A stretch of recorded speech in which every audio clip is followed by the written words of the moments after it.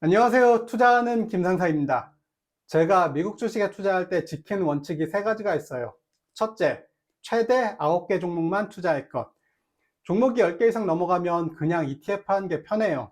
그래서 보통 5개에서 7개 종목을 가져가려고 하죠. 둘째, 떨어졌을 때 살 것.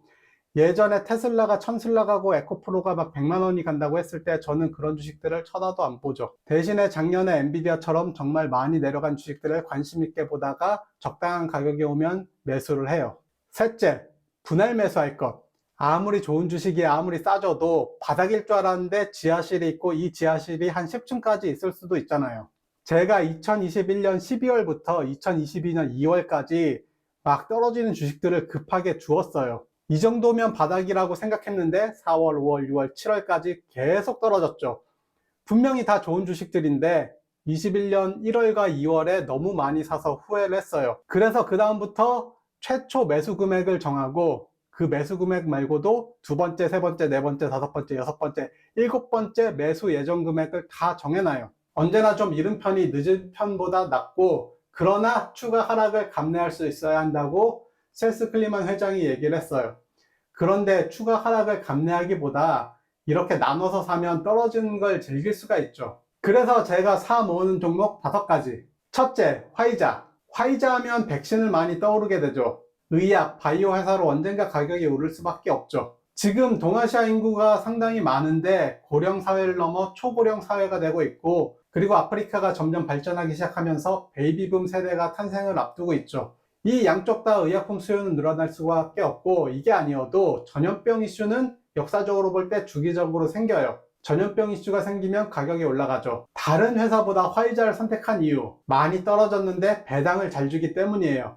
모더나는 배당금이 없고 아스트로제네카는 주가가 탄탄하죠. 두 번째, 리얼티 인컴. 주가는 많이 내려왔고 배당금도 6%를 넘기죠. 전 세계 수많은 부동산 임대업 회사, 즉 부동산 리츠 회사 중에 공실률이 비정상적으로 낮아요. 그리고 한 번 계약할 때마다 20년짜리 장기 계약을 하고, 계약 대상도 세븐일레븐 같은 꽤 이름 있는 회사들이랑 계약을 해요. 단기적인 이슈에 크게 흔들리지 않고 경기가 좋지 못해도 꾸준히 배당금을 올려주는 기업이에요. 리츠의 배당금은 매달 현금으로 지급해야 돼서 배당금은 신뢰도가 높은 지표 중 하나죠. 옆에 표를 보시면 리먼 브라더스가 파산하고 미국 부동산이 폭망했던 2008년, 2009년을 봐도 주가는 떨어져도 배당금은 계속 올려줬죠. 월세가 탄탄하게 나오니까 가능한 거예요. 세 번째, 코카콜라. 최근에 갑자기 가격이 좀 많이 내려왔죠. 배당률이 3%대인 건 좀 아쉽지만 애플이나 테슬라가 망해도 코카콜라는 망하지 않을 것 같아요. 경기가 힘들고 가게 사정이 어려워서 핸드폰을 1년 더 쓰고 차를 바꾸려다 포기는 해도 음료수를 마시잖아요.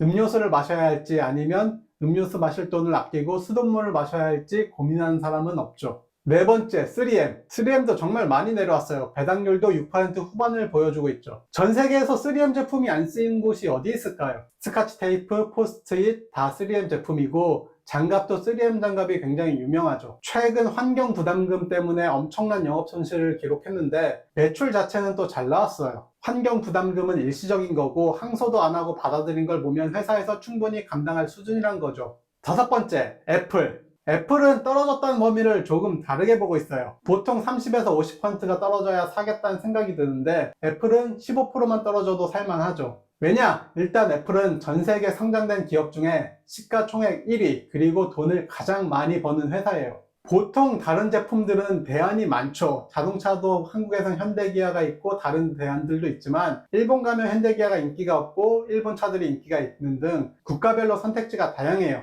자, 핸드폰은 iOS와 안드로이드 두 개가 있고 안드로이드는 그 안에서도 여러 가지 대안들이 있죠. 그리고 안드로이드 폰은 국가별로 잘 팔리는 브랜드가 다 다르죠. 삼성 핸드폰이 중국과 일본을 가면 점유율이 사실 없고 한국, 미국, 유럽, 캐나다에서는 점유율이 괜찮은 편이죠. 그런데 아이폰은 어느 나라 가도 다 잘 팔려요. 인도 같은 경우 저가형 핸드폰 수요가 더 높기 때문에 삼성이나 화웨이 점유율이 높지만 경제가 점점 발전하고 프리미엄 핸드폰 시장이 활성화되면 어떻게 될지 모르죠. 그리고 현대 사회에서 차와 내 집이 없어도 핸드폰은 있어야 살아갈 수가 있죠. 그리고 핸드폰이란 게 다른 제품에 비해서 교체 주기가 생각보다 빠른 편이에요. 자, 이렇게 제가 투자한 5개 종목이었고 제가 투자한 이유가 상당히 단순해요. 단순한 게 정답이다라는 말도 있죠. 사실 주식 투자 공부를 정말 열심히 한다 해서 그만큼 수익률이 보장되는 건 아니에요. 하루에 4, 5시간씩 열심히 공부하면 연평균 수익률 15%를 만들 수도 있죠. 그런데 기초 공부만 하고 저처럼 단순한 이유로 투자를 한다면 연 7에서 8% 수익을 낼 수는 있어요. 7에서 8% 수익이 쉽지 않을 수도 있는데 시작할 때 목표를 연평균 7에서 8%로 잡으면 어렵지도 않아요. 1억을 투자한다고 했을 때 정말 열심히 공부해서 연평균 15%를 만들면 1,500만 원을 벌겠죠. 근데 저처럼 7, 8%를 목표로 하면 750만 원으로 번다고 했을 때 하루 4, 5시간의 시간이 남아요. 하루 4, 5시간을 부업을 한다면 연 750만 원을 못 벌까요? 최저 시급에 300일만 곱해도 1200만 원이에요. 아니면 연봉을 1000만 원 정도 더 주는 회사로 이직할 능력을 개발하는 데 투자하는 게 더 이득이지 않을까요?